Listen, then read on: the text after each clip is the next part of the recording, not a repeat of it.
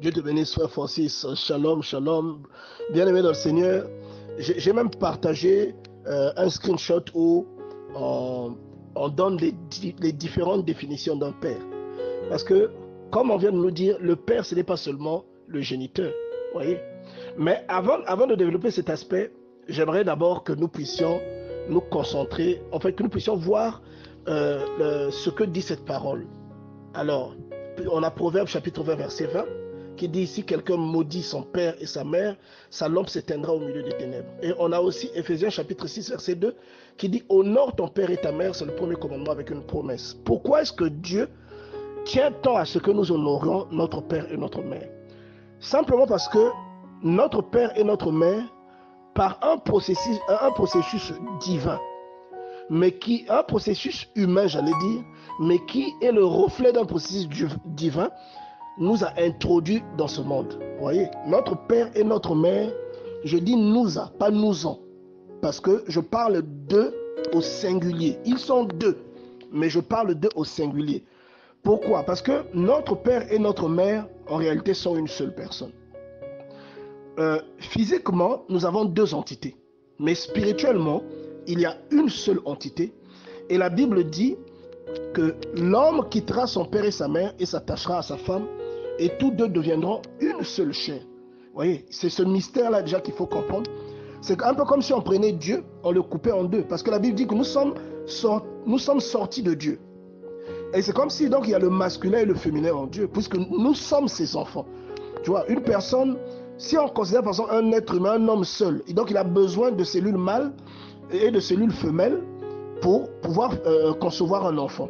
Et dans le cas de Dieu, toutes ces choses-là déjà se trouvent en lui, mais dans un aspect divin. Vous voyez, c'est pourquoi Dieu nous a créés, d'accord, et il nous a introduits sur la terre. Mais en nous introduisant sur la terre, notamment pour les personnes qui se marient sous la volonté de Dieu, il introduit une seule personne, mais deux entités, plutôt une seule entité, mais deux personnes différentes, qui vont naître chacune de leur côté et qui vont finir par se retrouver pour former une seule personne. Et les personnes qui ont cette grâce réalisent souvent des choses extraordinaires. Ou quand je dis extraordinaire, je ne parle pas de popularité, mais même au sein de leur famille, ce qu'ils font, ils vivent un bonheur, ils sont accompagnés par Dieu. Et malheureusement, il y a beaucoup de personnes aussi qui, des fois, se trompent, qui vont se marier à la mauvaise personne, qui font des erreurs, qui, parfois, par cupidité, vont épouser la personne qu'il ne faut pas et qui passent complètement à côté de leur vie. Donc, c'est important de préciser ça. Et donc, le pouvoir divin qui fait que Dieu crée l'homme, c'est le même pouvoir qui se trouve en toi et moi et ce pouvoir-là n'est pas complet tant que l'homme et la femme ne sont pas unis. Vous voyez? Donc, il faut que l'homme et la femme deviennent un pour créer un être humain. Et quand on dit deviennent un là, normalement, du point de vue de Dieu, devenir un là, c'est spirituel. C'est-à-dire, avant que ce soit sexuel, c'est d'abord spirituel. Vous voyez, c'est d'abord par amour et spirituellement. Mais on peut prendre ça aussi au sens figuré. On dit que même des personnes qui ne s'aiment pas peuvent avoir des relations sexuelles. Si la femme est dans sa période féconde, la femme va donner un enfant. Elle va mettre au monde un enfant. Elle va mettre au monde un enfant. Vous voyez? Et donc, vous voyez que pour mettre au monde, même les non-croyants, ils ont besoin de se mettre à deux. Vous voyez? Parce que c'est en se mettant à deux que l'on devient complet. C'est en se mettant à deux que le pouvoir que Dieu a déposé en nous se manifeste. Même les gens qui font des fécondations in vitro, des gens qui vont dans des banques de sperme pour pouvoir tomber enceinte, ces personnes-là ont toujours besoin d'une sémence masculine. Elles ont toujours besoin d'une sémence mâle pour qu'il y ait fécondation, pour pouvoir avoir donc un enfant qui croît dans leur ventre. Vous voyez?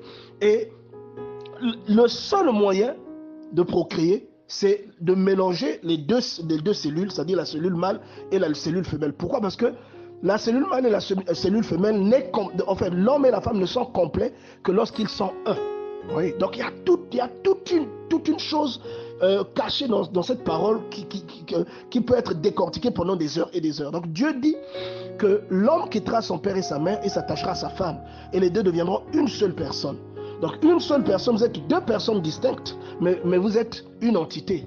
Vous voyez, vous êtes une entité. C'est comme votre corps. Votre corps a deux bras, il a deux pieds. Mais les deux bras et les deux pieds font partie de votre corps. C'est toujours votre corps, vous voyez. Donc, mais pourtant, un bras peut faire une chose, un autre bras peut faire une chose. C'est comme vous et votre mari.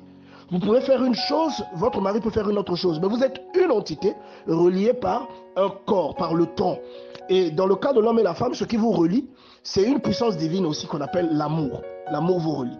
Donc lorsque Dieu vous demande de respecter votre père et votre mère, il ne vous le demande pas en vain. En fait, votre père et votre mère est l'image de Dieu. Je reprends « est l'image ». Je ne dis pas « sans ». Je dis « est l'image » parce que je parle d'eux au singulier. Parce que je les considère comme une seule personne. Votre père et votre mère est l'image de Dieu. Donc Dieu, vous voyez que même lorsqu'il crée, il dit « faisons l'homme à notre image et selon notre ressemblance ». Il parle au pluriel. Vous voyez ce que je veux dire? Dieu parle au pluriel. Vous voyez, bien-aimé dans le Seigneur. Et la Bible nous dit, au commencement était la parole, et la parole était avec Dieu, la parole était Dieu. On parle d'une seule chose, mais on dit que la chose-là était avec Dieu, mais on dit que la chose-là aussi était Dieu. On parle d'une entité qui était avec Dieu. Donc c'est comme si on a maintenant deux. On dit qu'elle était Dieu, donc c'est une seule chose encore. Donc vous voyez qu'il y a là-dedans, il y a aussi quelque chose qu'il faut ressortir. Vous voyez? Donc quand Dieu vous dit de respecter votre père et votre mère, une personne qui ne respecte pas son père et sa mère, quel que soit son degré de foi, elle ne peut pas être bénie par Dieu. Vous voyez? Une personne qui ne respecte pas son père et sa mère ne peut pas prétendre respecter Dieu parce qu'elle ne voit pas Dieu. Elle peut avoir des visions, mais elle n'a pas un échange avec Dieu comme l'échange ou comme le frottement qu'elle peut avoir avec son père et sa mère. Donc si tu ne respectes pas ton père et ta mère que tu vois, qui t'ont donné la vie, que tu côtoies, tu peux prétendre respecter Dieu, mais c'est une fausseté. C'est ce que cette parole te dit. Il dit, honore ton père et ta mère afin que tes jours soient multipliés sur cette terre. Donc si tu respectes ton père, en fait ton père et ta mère ont un pouvoir divin. Vous voyez, c'est un pouvoir divin. Ils ont pouvoir de vie et de mort sur toi. Vous voyez, quoique c'est Dieu qui détient ce pouvoir. Mais si toi tu es un mauvais enfant, comme il est écrit dans la Bible, que si un enfant n'écoute pas ses parents et que s'il les maudit, il doit être mis à mort. Vous voyez, là, ce n'est plus parce que c'est tes parents, c'est Dieu qui a statué. Donc ils ont un pouvoir, ils peuvent ouvrir dans ta vie et fermer dans ta vie. Il y a des personnes qui n'ont jamais réussi à trouver du travail parce qu'un jour ils se sont disputés avec leur père ou avec leur mère. Il y a des gens qui ont tapé leur mère, il y a des gens qui ont tapé leur père. Et ils savent ce que leur vie est devenue. Vous voyez? Pourtant c'est des êtres humains. Vous pouvez taper n'importe qui dans la rue. Vous pouvez taper votre frère. Mais tapez votre mère, tapez votre frère, vous verrez ce que deviendra votre vie. Vos poches seront trouées, le ciel au-dessus de vous, comme il est écrit dans Lévitique chapitre 15, le ciel au-dessus de vous sera de fer. Vous savez, le ciel ne sera pas comme le ciel là, ça sera du béton, ça sera du cuivre au-dessus de vous. Le sol sera du béton. Vous allez planter, vous n'allez jamais recueillir. Vous voyez? Parce que le père et la mère, c'est l'image de Dieu. Donc tu ne peux pas traiter ton père de sorcier. Il y en a qui traitent leur père de sorcier. À tort ou à raison. Si votre père c'est un sorcier, c'est à Dieu de le juger, ce n'est pas à vous.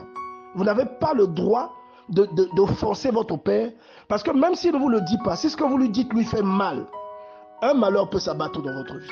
Vous voyez? Si c'est un sorcier, pourquoi il ne vous a pas bouffé? Pourquoi vous êtes toujours en vie? Ça veut dire que quelque part Dieu vous protège. D'accord? Donc laissez ça à Dieu. Continuez à jouer votre rôle d'enfant. Continuez à jouer parce que Dieu ne peut pas aller à l'encontre de sa propre parole. Dieu a dit, honore ton père et ta mère. Mais si tu viens prendre ton père, tu dis, sorcier, c'est toi qui me maudis. Dieu ne peut pas aller à l'encontre et prendre ta défense. En disant ça, toi-même, tu ouvres le bouclier que Dieu a mis devant toi pour que le malheur puisse s'abattre sur toi. Voyez? Et ce n'est pas systématique. Ça peut être systématique chez certains, mais pas chez d'autres. Ce n'est pas automatique. Voyez? Donc, bien-aimés dans le Seigneur, je vous en conjure, cette parole qui vous dit, honore ton père et ta mère, parce que le père et la mère, c'est l'image de Dieu, c'est le symbole, la représentation de Dieu. Vous voyez? Si tu ne les honores pas, tu ne peux pas honorer Dieu, ou tu ne peux pas prétendre honorer Dieu. Celui qui craint Dieu respectera son père et sa mère. Et celui qui traite bien ses parents, qui tremble pour eux, qui prend soin d'eux, qui ne leur fait pas de peine, même s'il ne dit pas qu'il aime Dieu, Dieu sait qu'il l'aime déjà, même s'il ne l'a jamais vu. Parce que le symbole vivant que Dieu a placé devant eux est respecté. C'est-à-dire qu'il respecte ce symbole. Vous voyez? Et il honore ce symbole. Maintenant, passer à la deuxième partie, nous avons beaucoup de types de pères. Il y a le père géniteur qui nous a mis au monde, qui nous a donné la vie. Il y a plusieurs, moi j'ai plusieurs définitions dans mon dictionnaire, mais j'ai retenu la définition numéro 4, qui dit que le père, c'est celui qui a beaucoup fait pour la prospérité, le salut, et même la prospérité, ce n'est pas seulement financière. La prospérité, même la vie elle-même est une prospérité. Si tu es né et qu'aujourd'hui tu as 18 ans, ta vie a prospéré. Vous voyez? Ta vie s'est accrue. Et il dit pour le salut, pour le bonheur d'un peuple ou d'une classe nombreuse de personnes qui agit envers ceux dont il prend soin comme un père agirait envers ses enfants. Donc ça peut ne pas être ton père biologique. Mais si cette personne t'introduit pour la première fois dans un milieu, dans un domaine, dans une science, par exemple ton maître qui t'a enseigné pour la première fois à l'école, il doit être considéré comme un père, même si ce n'est pas ton géniteur. Par exemple, ton pasteur qui t'a emmené vers Dieu, et il doit être considéré comme un père. Voilà pourquoi on utilise le mot père spirituel. Vous voyez, c'est un père parce que c'est lui qui t'a introduit. Est-ce que vous voyez? Et voilà pourquoi quand on dit honore ton père et ta mère, tout ça, ça rentre en compte. Et le fait d'honorer ton père, ce n'est pas seulement ton père biologique, mais dans tous les domaines de ta vie, toute personne qui normalement peut être considérée comme un père, toute personne qui t'a introduit, qui a pris soin de toi, que ce soit une femme ou un homme, cette personne est considérée comme un père. Pas un père en tant que garçon, en tant que mâle, mais un père en tant que symbole paternel, en tant que figure paternelle. Vous voyez? Et cela peut, par exemple, si on prend Josué, comme c'est Moïse qui l'a formé, Moïse peut être considéré comme le père de Josué. Pourtant, ce n'est pas son père biologique. Ou c'est comme Élie. Élie peut être considéré comme le père d'Élisée, mais pourtant Élisée avait son père et sa mère. Il dit à Élie, laisse-moi embrasser mon père et ma mère. Vous voyez? Donc, mais Élie va être considéré comme son père parce que c'est lui qui l'a introduit dans un domaine spécifique. Donc même, il y a certaines personnes qui ne savent pas, ils respectent leur père et leur mère, mais ils manquent du respect à quelqu'un qui a joué un grand rôle dans leur vie. Ils ne savent pas parfois que leur malheur vient de là, leur blocage vient de là. Cela peut être ton oncle, comme on nous l'a dit tout à l'heure. Cela peut être le frère de ton père, la soeur de ta mère. Mais ça peut aussi être quelqu'un qui n'est pas de ta famille, mais qui a joué un rôle dans ta vie et que Dieu considère comme un père dans ta vie, dans un certain domaine. Vous voyez, bien aimé dans le Seigneur.